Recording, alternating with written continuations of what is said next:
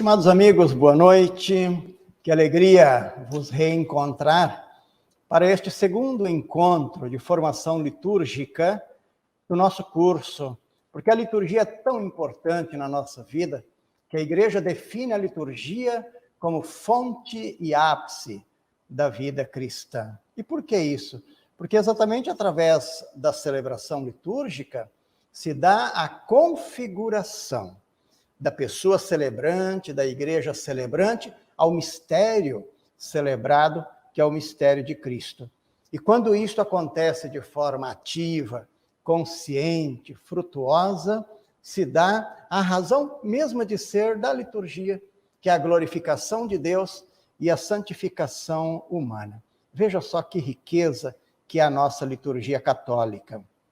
Nós vimos já no nosso encontro passado, no primeiro encontro, uma breve definição de liturgia, apenas para compreender, que a liturgia ela não está pronta nos rituais, não está pronta nos lecionários, não está pronta no missal.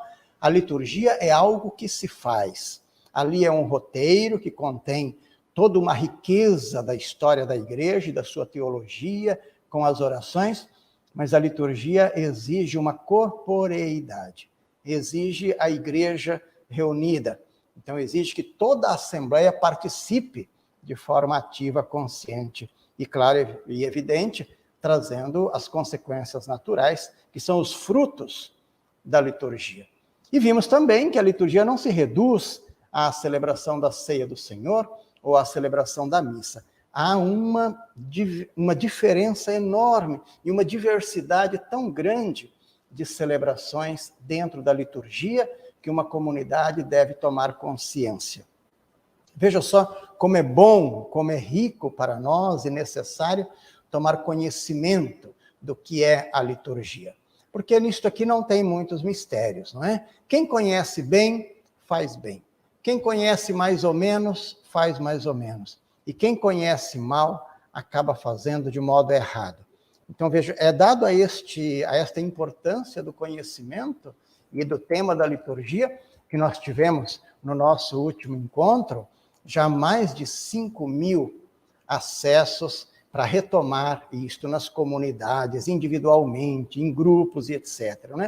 E nós temos, como vimos aí na abertura, grandes parceiros para este trabalho de 14 encontros formativos que teremos nos meses seguintes, não é? Um é aqui a nossa própria paróquia São Luís, que é a paróquia que organizou todo este trabalho, a Catedral de Cáceres. O outro é a nossa Diocese de São Luís de Cáceres, que estamos aqui já quase na fronteira da Bolívia e que compõe a grande região da Amazônia, a Amazônia Legal. Depois nós temos também o Regional Oeste 2 da CNBB, que compõe o estado do Mato Grosso. São 8 dioceses que está nos amparando neste trabalho e também onde se localiza a nossa Faculdade Católica do Mato Grosso, que vai, inclusive, nos certificar com a nossa participação, desde que vamos aí registrando a nossa presença e etc., como fizemos no encontro anterior.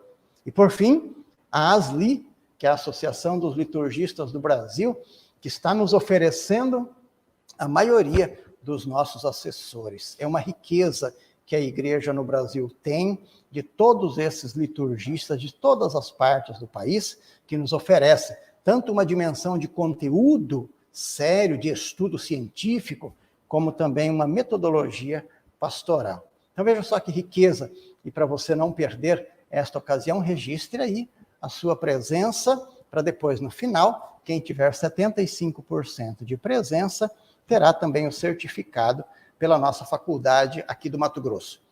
Hoje nós estamos muito contentes, porque estamos nos aproximando já do tempo do Advento, aliás, o próximo domingo, não é? Já é o primeiro domingo do Advento, que nos prepara para esta primeira parte do intercâmbio entre o céu e a terra, que é o nascimento de Jesus, a encarnação do Verbo. Um tempo importantíssimo, fundamental na nossa espiritualidade cristã católica. Então, este segundo tema de hoje, nós vamos tratar sobre o ano litúrgico, grosso modo, e depois focar neste aspecto do Advento e do Natal, porque em outras ocasiões teremos também outras oportunidades para falar de outros tempos litúrgicos, como a Quaresma, a Páscoa e etc. Hoje, o nosso foco será neste tema, o ano litúrgico e aí dentro o Advento e o Natal. Para tratar este tema, tem uma bibliografia muito vasta, mas gostaria de apresentar hoje um material muito rico. Primeiro este aqui, Reunidos em Nome de Cristo, que é exatamente a introdução geral sobre o Missal Romano. Isto aqui é quase que um manual para nós que trabalhamos com liturgia. Depois nós temos também um material que está inclusive citado na nossa bibliografia do texto que foi enviado, que é este aqui, Liturgia, um Direito do Povo, que é uma riqueza muito grande do Frei José Ariovaldo, que é um historiador da liturgia, e o padre Marcelino Sivinski, que assessorou a CNBB por muitos anos. É uma riqueza, vale a pena ter este material para estudo. Depois também, nós temos um rico material, que é exatamente o Manual de Liturgia do CELAM, o Conselho Episcopal Latino-Americano. Aqui fala da celebração do Mistério Pascal, mas já são 4 volumes, que para quem tem interesse, para quem estuda a liturgia, é uma grande riqueza.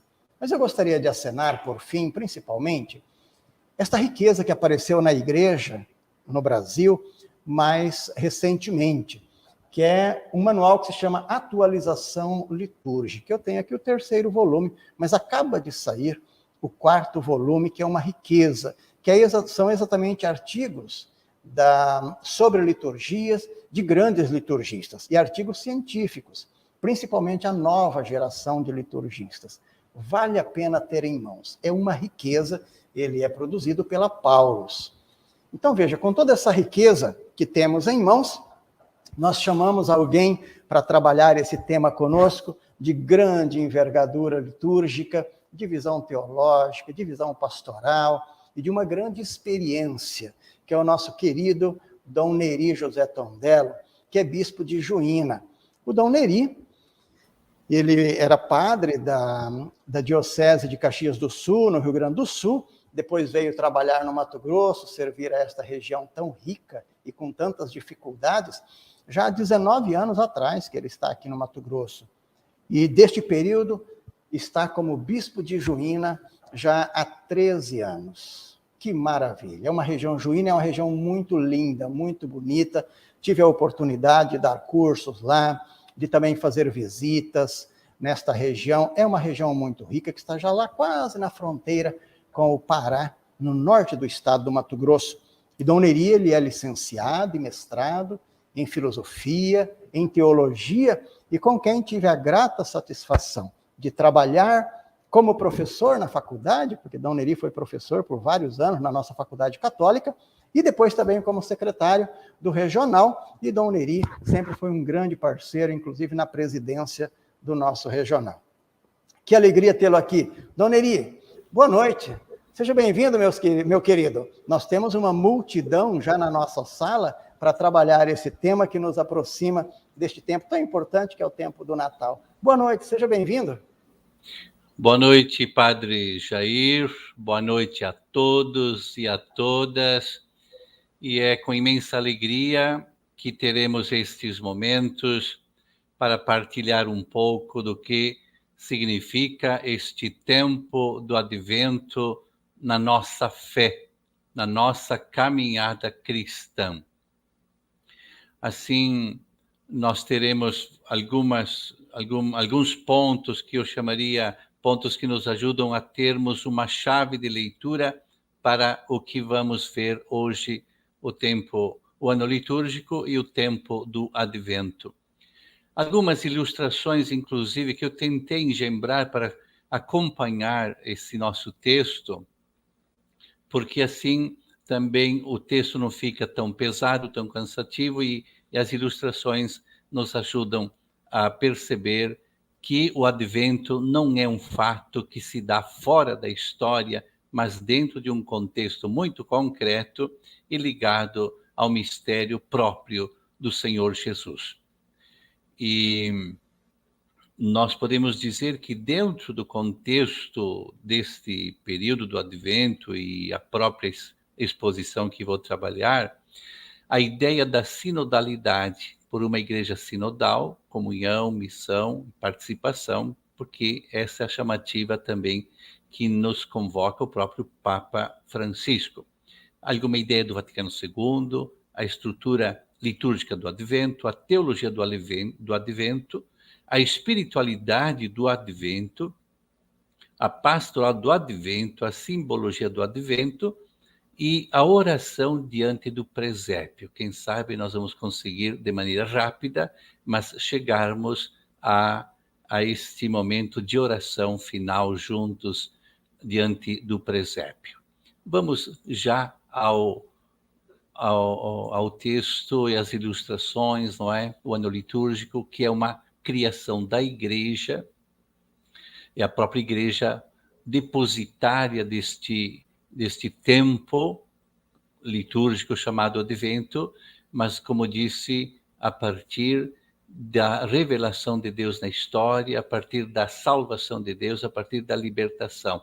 E nós temos aqui uma ideia já da sinodalidade. Aliás, é uma foto do Papa que nos apresenta exatamente um momento do Sínodo da Amazônia. Ideia de sinodalidade, o Papa com as lideranças indígenas, juntamente com bispos e leigos e leigas, porque este é o tom forte para a nossa caminhada de igreja no tempo presente. O tempo da liturgia é tempo do hoje da graça de Deus. E o ano litúrgico não é uma ideia, mas uma pessoa, que é Jesus Cristo, que é a pessoa de Jesus Cristo e seu mistério realizado no tempo. Aqui vale lembrar também o que disse Santo Agostinho: o eterno entra no tempo.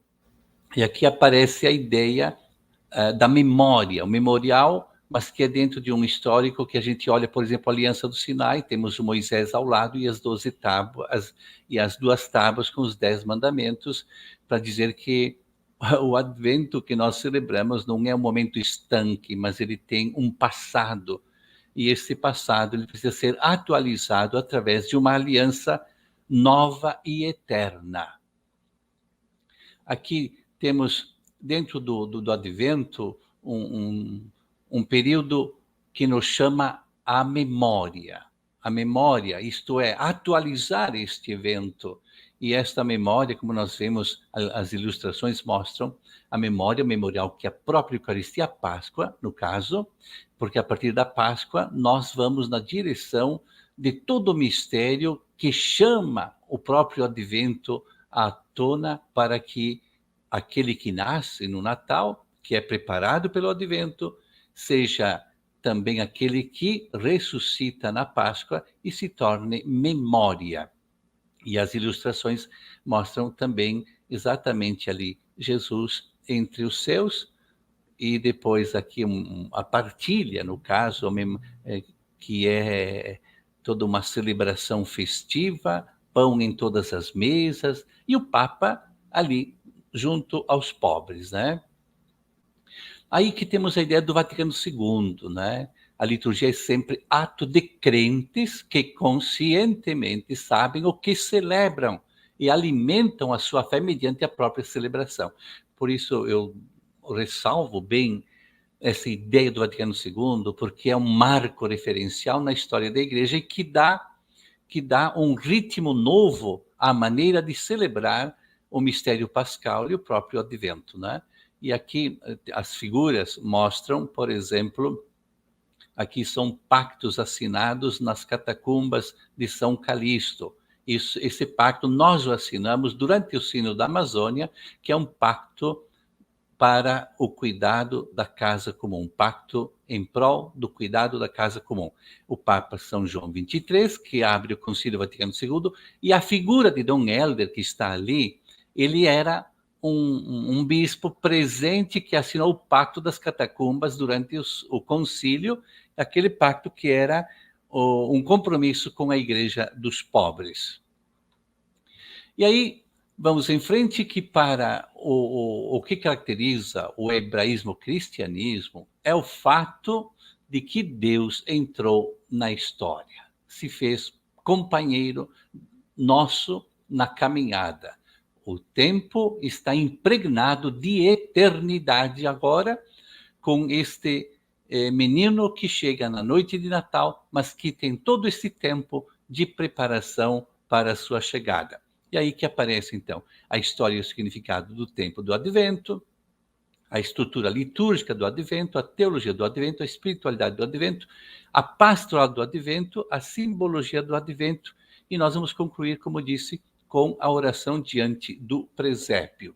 E a história do Advento, ela tem antecedentes, comentários, não é? Não é que começou logo que Jesus nasceu e nem depois que Jesus ressuscitou que se celebra o Advento, mas ele tem um período de debate, de discussão, até que no século IV, então, ele assume esse período como 2 pontos de apoio para a celebração. O primeiro, o Advento, como um tempo que prepara a todos nós para o Natal.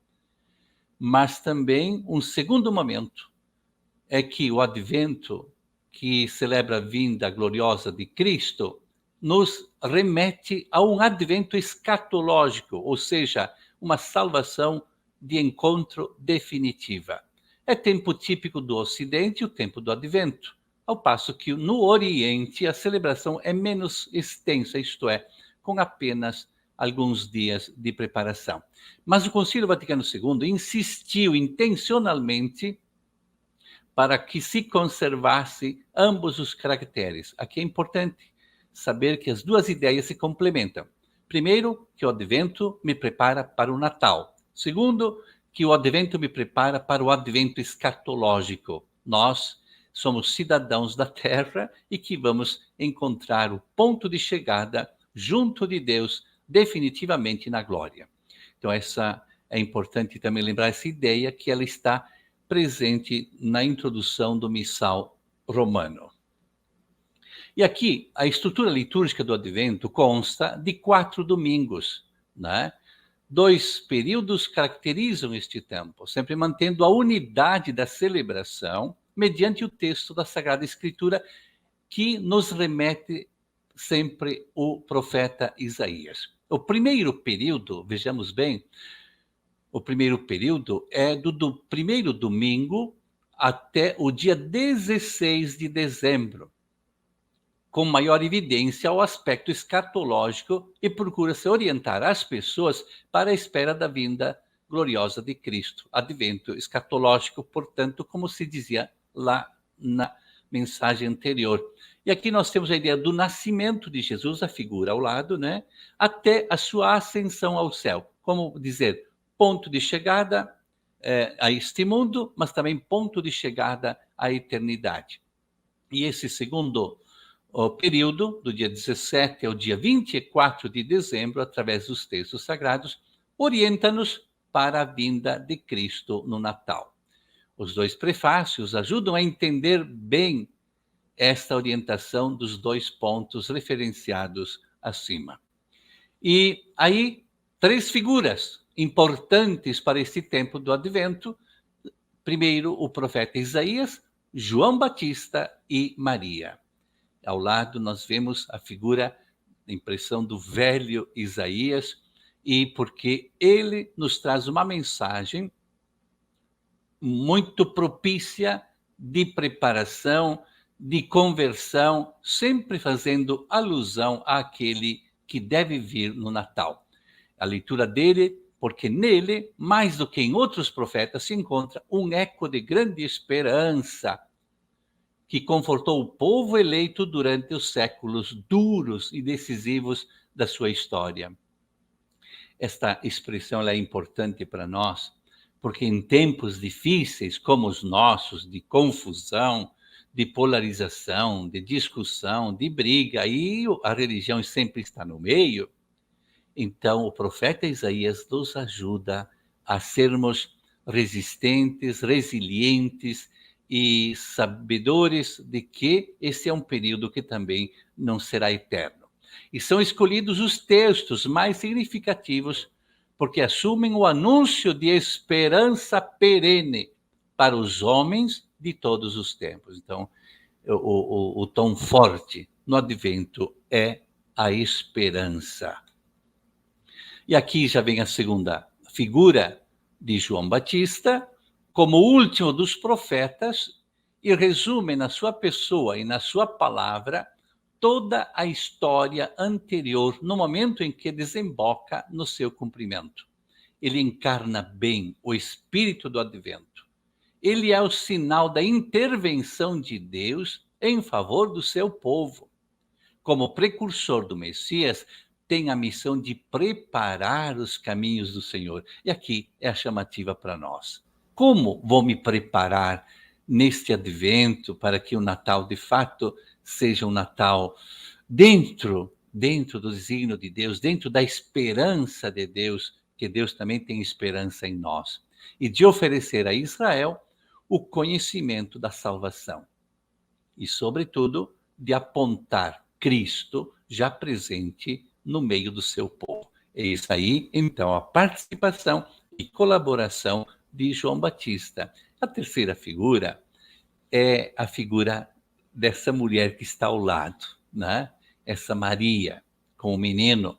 E quanto a Maria, é importante a gente ficar atento que no mistério da redenção tem sido ela a grande colaboradora. Isto é, a participação da humanidade encontra-se em Maria, a mulher do povo de Deus. E aqui nós podemos dizer a participação de toda a mulher representada em Maria na colaboração com o reino de Deus, com a nossa igreja, com a evangelização, com a pastoral. Um detalhe importante é que a celebração da Imaculada Conceição, no dia 8 de dezembro, dentro do período do Advento, não quer dizer um parêntese ou uma ruptura da unidade deste tempo. Antes faz parte do mistério. Maria Imaculada é o protótipo da humanidade redimida, o fruto mais excelso da vinda redentora de Cristo. Nela, como canta o prefácio da solenidade, Deus nos deu as primícias da Igreja, esposa de Cristo, sem ruga e sem mancha, resplandecente de beleza. Então são as três figuras, Isaías, João Batista e Maria, que corroboram esta vinda do Senhor Jesus, as pessoas centrais do tempo do Advento. E no que diz respeito à teologia do Advento, a dimensão histórico-sacramental da salvação contempla 4 pontos principais. Primeiro, o Deus do Advento é o Deus da história, o Deus que veio plenamente para a salvação do homem em Jesus de Nazaré, em quem se revela a face do Pai. Quem me viu, viu o Pai. São as palavras próprias que Jesus mesmo se dirige à humanidade para dizer: quem me vê, vê o Pai. Faz memória de que Deus não esqueceu da promessa e da aliança que fez com o seu povo. Por isso a figura de Moisés lá atrás, não é? Poderíamos retomar outras figuras de Abraão e outros profetas das alianças que foram sempre construídas, mas que desta vez teremos uma única aliança em Jesus. O envio de seu Filho mostra que o reino de Deus está próximo. E um segundo ponto para essa teologia do Advento: o Advento comporta uma dimensão escatológica. Deus é aquele que é, que era e que vem, conforme se manifesta em Cristo. E aqui, alusão ao Apocalipse. Como se vê, cada passagem tem sempre também o acompanhamento da citação bíblica para que aquilo que é dito como período do Advento, preparando-nos para o Natal, está dentro de um contexto histórico da Bíblia Sagrada como o texto da revelação plena de Deus Pai. E o terceiro ponto dessa teologia do Advento, o Advento tem ainda conotações missionárias, de anúncio do reino e edificação da igreja pela fé em Jesus Cristo e adesão ao seu evangelho. E um outro ponto, quarto ponto teológico do Advento, ainda a dimensão libertadora do Deus que assume a causa dos pobres.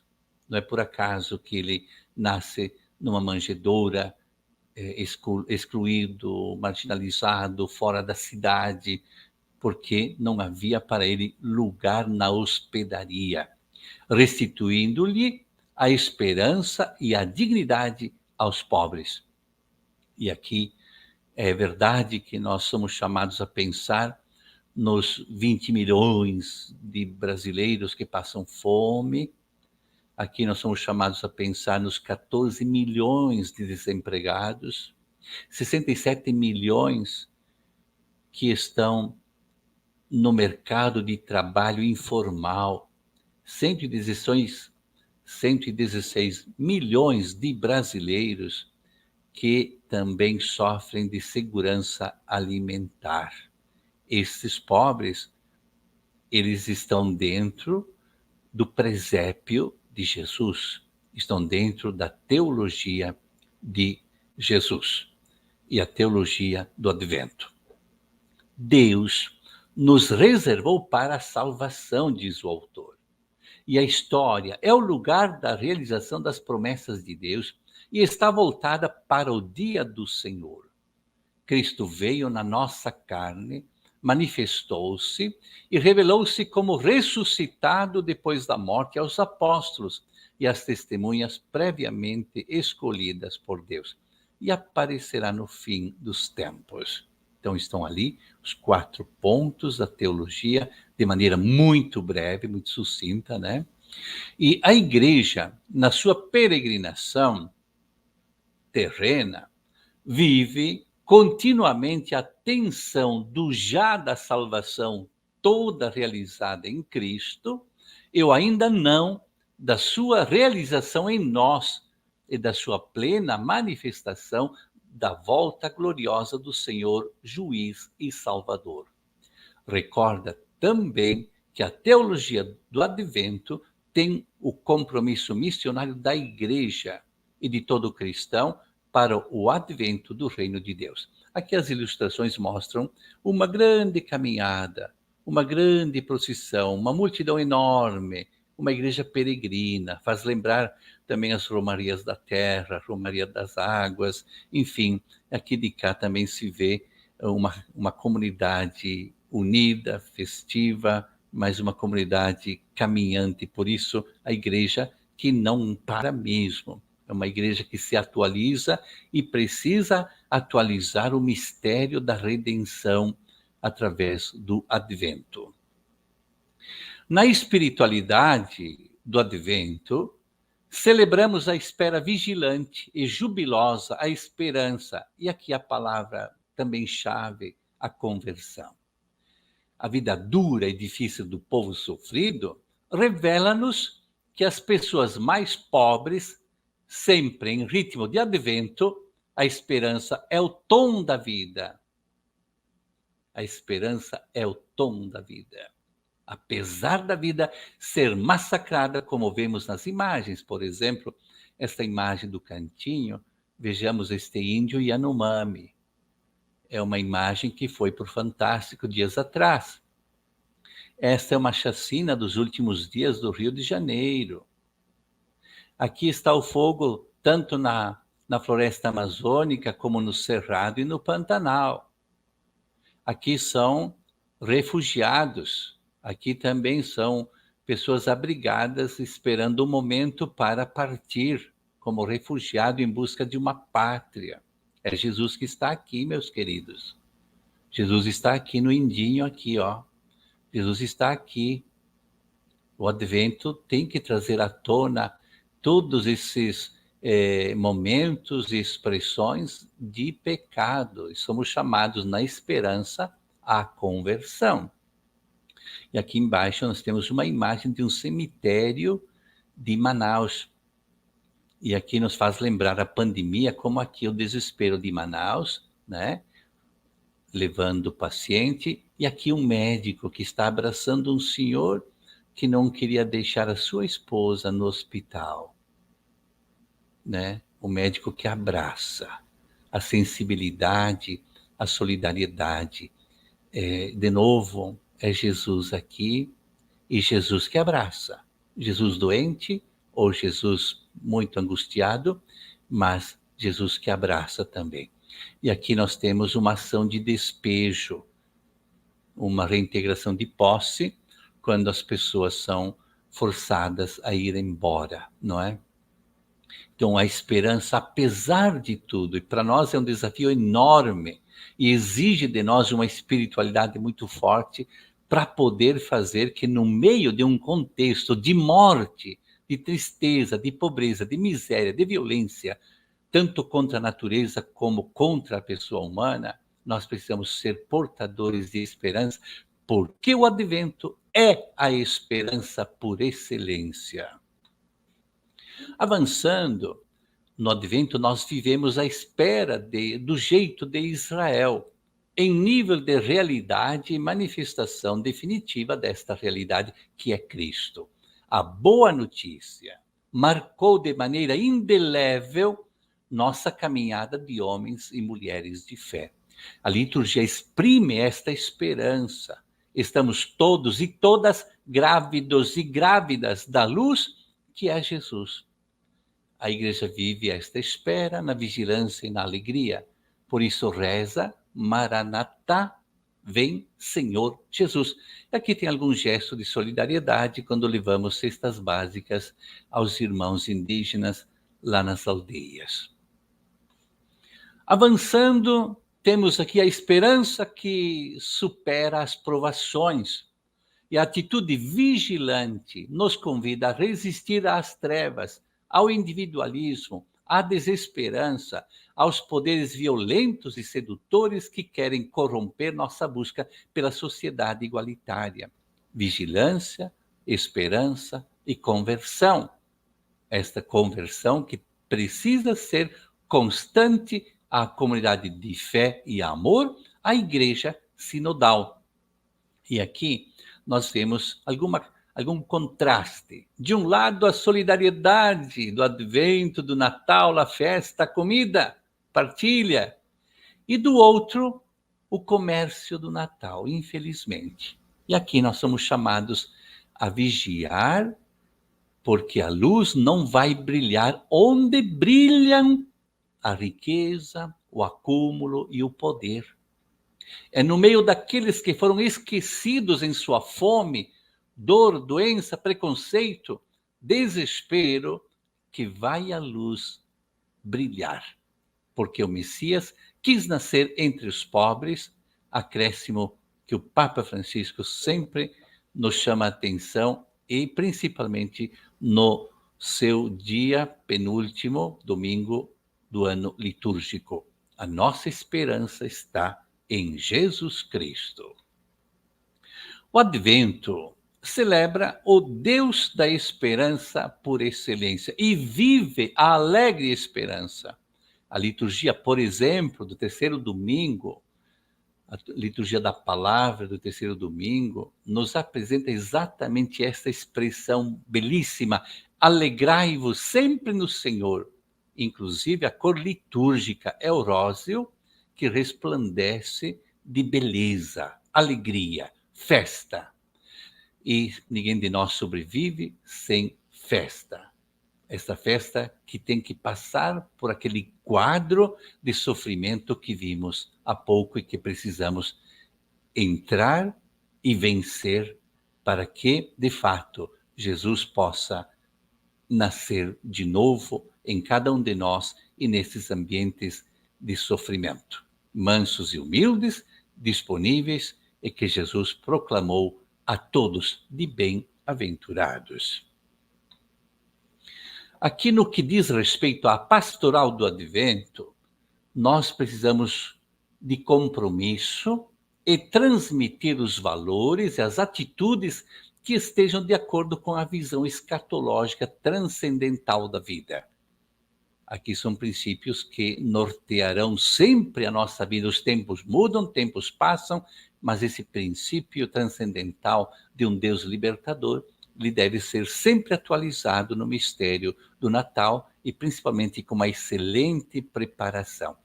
Deve formar comunidades cristãs e crentes individualmente, de que se proponham como sinais alternativos para uma sociedade em que as áreas do desespero parecem vastas tanto quanto a fome e o subdesenvolvimento. Uma atitude pastoral do Advento visa reunir famílias em grupos para a preparação do Natal, através da novena e de grupos de reflexão, que já é uma tradição bastante consolidada, embora nos últimos tempos e a pandemia também forçou esse distanciamento, além das campanhas de Natal solidário. Como nós vemos as ilustrações ao lado, o Natal nos chama para esses grupos, né? Aqui são vários grupos, mas que no final celebraram juntos, né? E aqui em cima vemos uma mesa redonda, onde está um grupo de família, como proposta pastoral.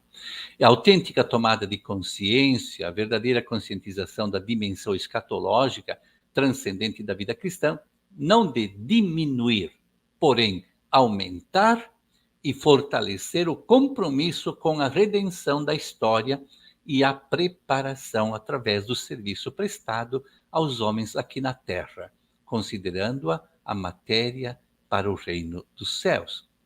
E seguindo Cristo, com a força do seu Espírito, age e opera no coração dos homens, não só para suscitar o desejo do mundo futuro, como também para inspirar, purificar e fortalecer o compromisso com a finalidade de tornar mais humana a vida terrena.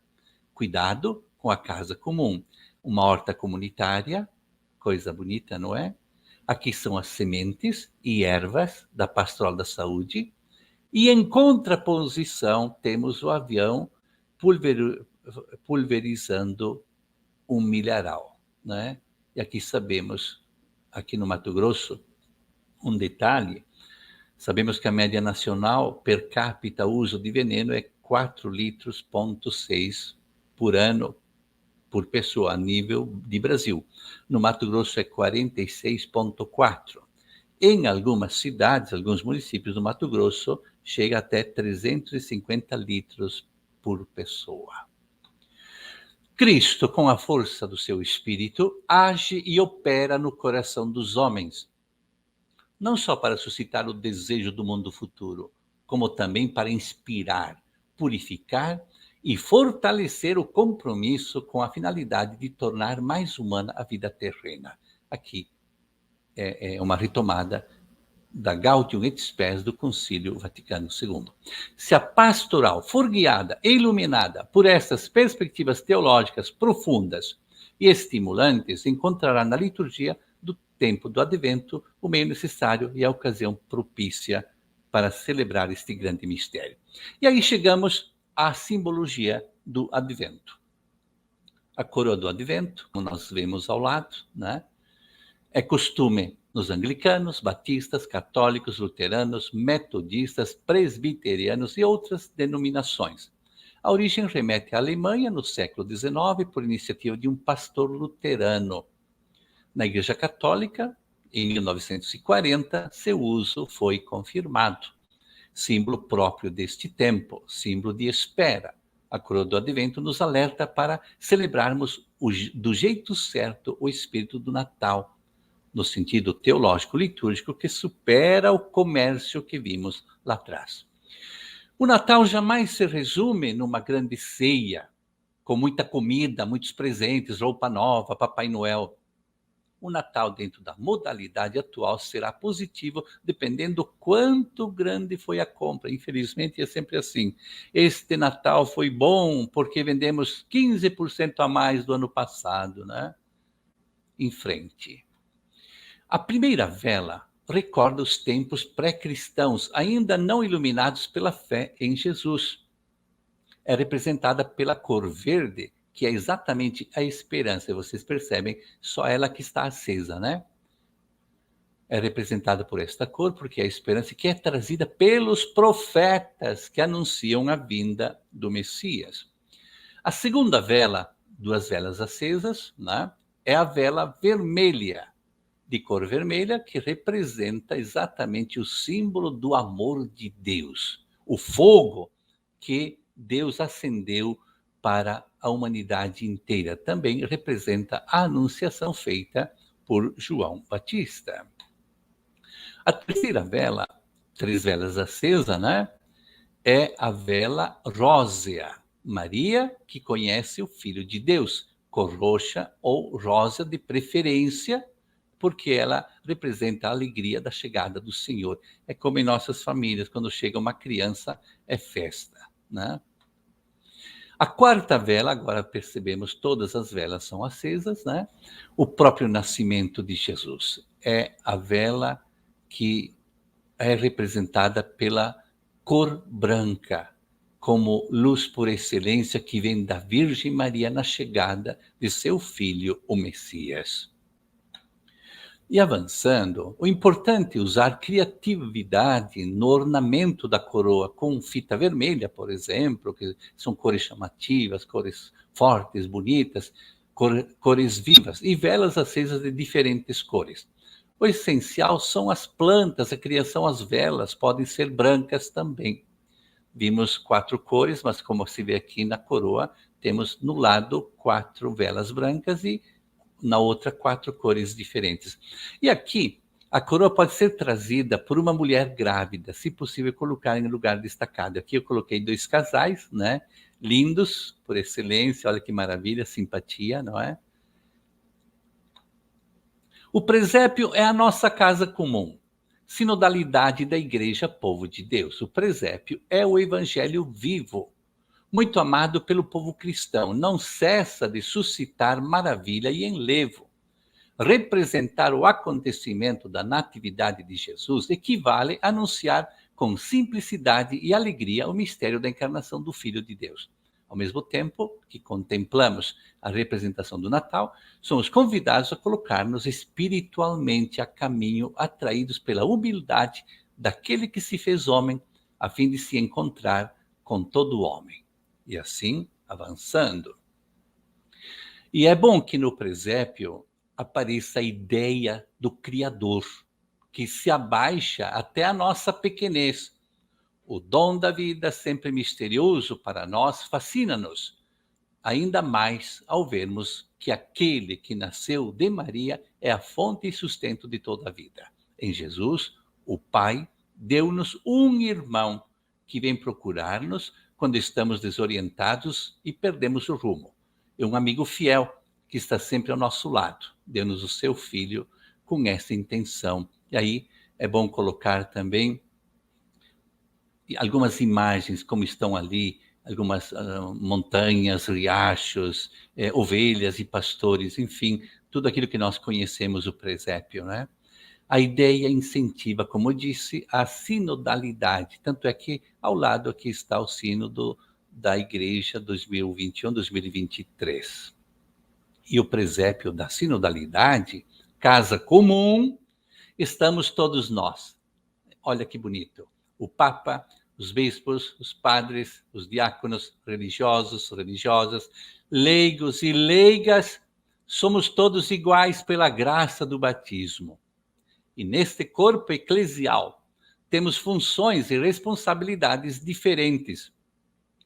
Isso não nos torna melhores do que ninguém. Todos os batizados formam o corpo de Cristo, que é a igreja. Ele é a cabeça, nós os membros. Ali no presépio foi a primeira igreja de Jesus. Uma igreja sem ostentação, sem luxo, aberta à natureza, o cuidado da casa comum, Amazônia de Deus, onde nós vivemos, as pessoas simples e diferentes, uma igreja pobre, próxima dos pobres, como tanto nos fala e insiste o Papa Francisco.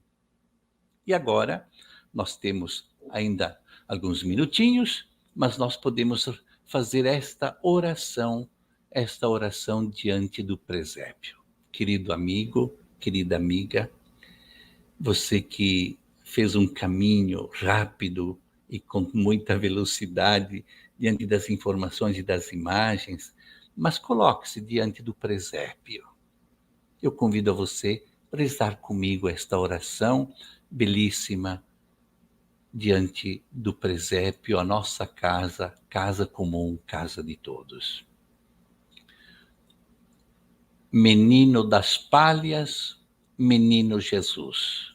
Menino de Maria, aqui estou diante de ti.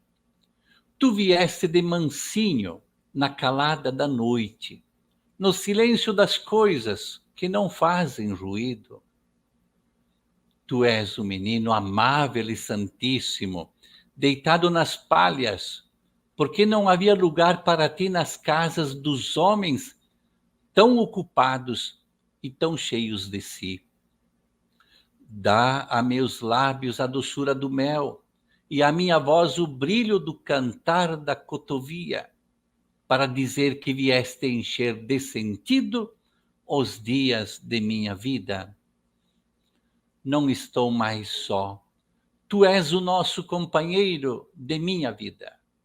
Tu choras as minhas lágrimas e tu te alegras com minhas alegrias, porque tu és meu irmão.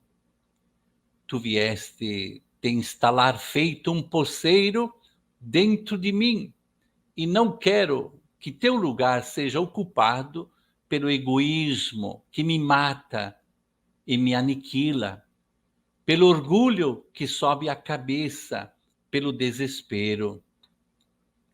Sei, menino de Maria, que a partir de agora não há mais razão para desesperar, porque Deus grande, belo, Deus magnífico e altíssimo se tornou meu irmão. Santa Maria, Mãe do Senhor e Palácio de Deus, tu estás perto do menino que envolves em paninhos quentes. José, bom José, carpinteiro de mãos duras e guarda de meu menino das palhas, protege esse Deus que se tornou mendigo de nosso amor. Menino Jesus, hoje é festa de claridade e dia de luz. Tu nasceste para os homens na terra de Belém.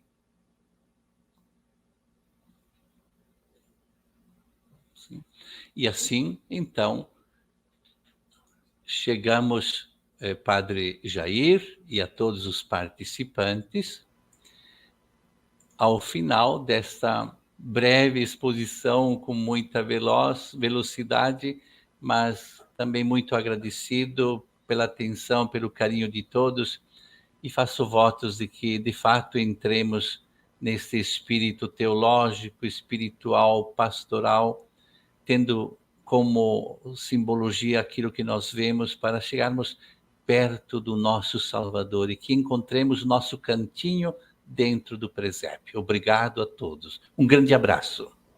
Isso é uma grande riqueza. Dom Neri, e são centenas e centenas de pessoas que estão nos acompanhando, não só aqui inscritas no canal do YouTube, mas também em salões paroquiais, como nossos amigos lá de Taubaté, que tem um grupo tão bom reunido lá.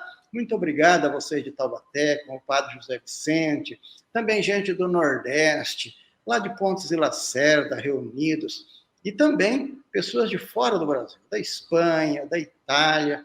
Que riqueza! Esta é a força da liturgia, na verdade, e de uma boa formação. É preciso cada vez mais resgatar a dimensão histórica da salvação, o conteúdo teológico da salvação, mas não como uma teoria, como um aspecto normativo, mas sim como algo a ser atualizado, como o senhor Dom Neri tão bem citou.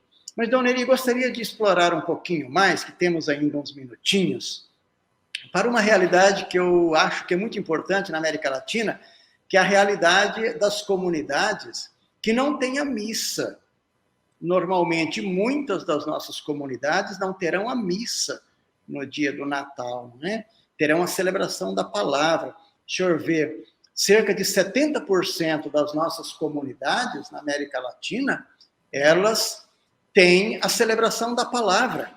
Então, isso tem uma riqueza muito grande. Como o senhor vê este valor, o senhor que aí na sua diocese tem toda esta riqueza também da celebração da palavra. O senhor podia dar uma palavrinha para nós? A celebração da palavra é também muito importante neste tempo do Advento e do Natal, e fazer tudo isto que é necessário no dia a dia, inclusive a entrada das velas, as orações. Como o senhor vê isto? Cerca de 70% das nossas comunidades não tem a missa, tem a celebração da palavra, que é uma grande riqueza da América Latina. E este é um grande, grave desafio, Padre Jair. Nós sabemos que o Sínodo da Amazônia tem alertado para novos caminhos para a Igreja, novos ministérios, e nós precisamos intensificar essa formação para que os leigos possam presidir a celebração da palavra e possam celebrar o mistério, porque uma comunidade que não tem como celebrar ou não celebra, não é uma comunidade completa, não.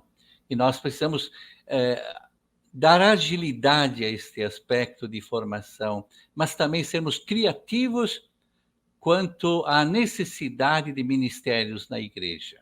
Então, esse debate que o Sínodo da Amazônia tem levantado e que agora se vai prosseguindo, muitas discussões não ficaram pelo caminho, elas vão continuar a pensar novos caminhos para a Igreja e com a sinodalidade da Igreja Universal que o Papa Francisco nos convoca. Então, é por demais necessário pensarmos caminhos alternativos de celebração da palavra, sim.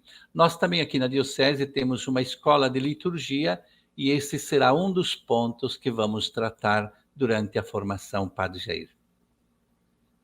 Beleza, Dona Neri. Muito, muito obrigado por essa sua explanação. E lembrando a todos que estamos em pleno período do Sínodo, né, que vai agora deste ano, que já começou, até 2023, com esse tema tão importante, que é a comunhão, a participação e que nos lança à missão.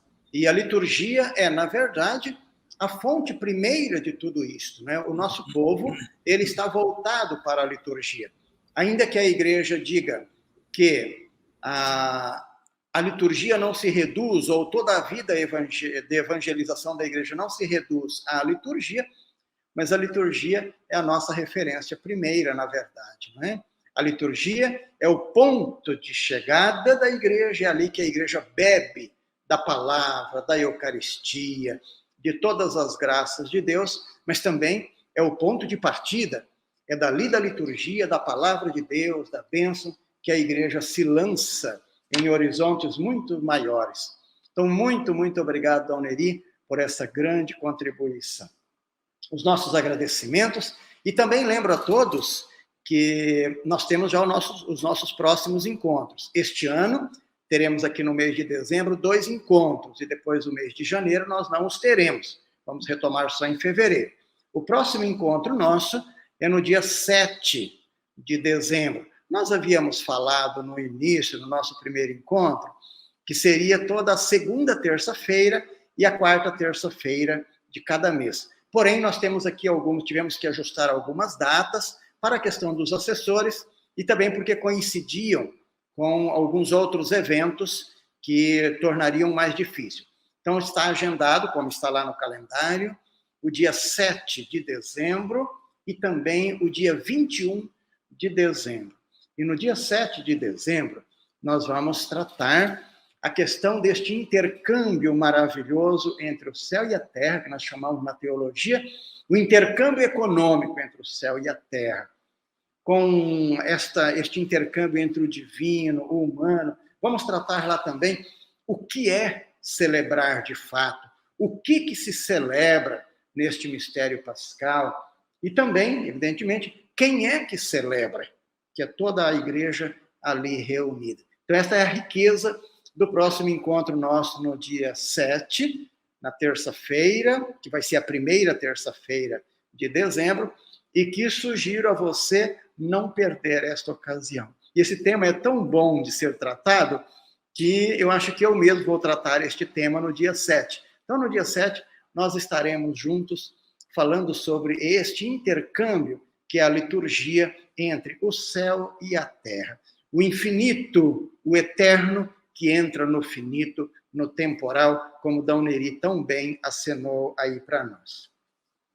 Então, eu agradeço imensamente a vossa participação. Lembro que este programa, ele fica registrado aí no YouTube, e você pode entrar para rever, para partilhar com os outros, e assim nós vamos enriquecendo cada vez mais. Retome.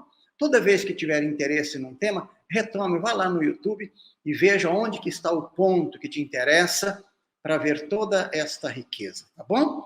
Meus queridos, muito obrigado da vossa participação, da vossa presença. Mais uma vez, muito obrigado a Dom Neri, o nosso assessor desta noite, falando sobre o Advento e também o Natal dentro do contexto do ano litúrgico. Que Deus nos abençoe a todos, que nos acompanhe e que vivamos sempre em paz. O cristão católico é aquele que vive em paz. Paz é a razão de ser. Eu vos dou a paz, eu vos deixo a minha paz. Nós rezamos, inclusive, na liturgia, né? Que Deus não olhe os nossos pecados, mas a fé que anima esta nossa igreja. Então, um bom e santo descanso a todos. Fiquemos em paz.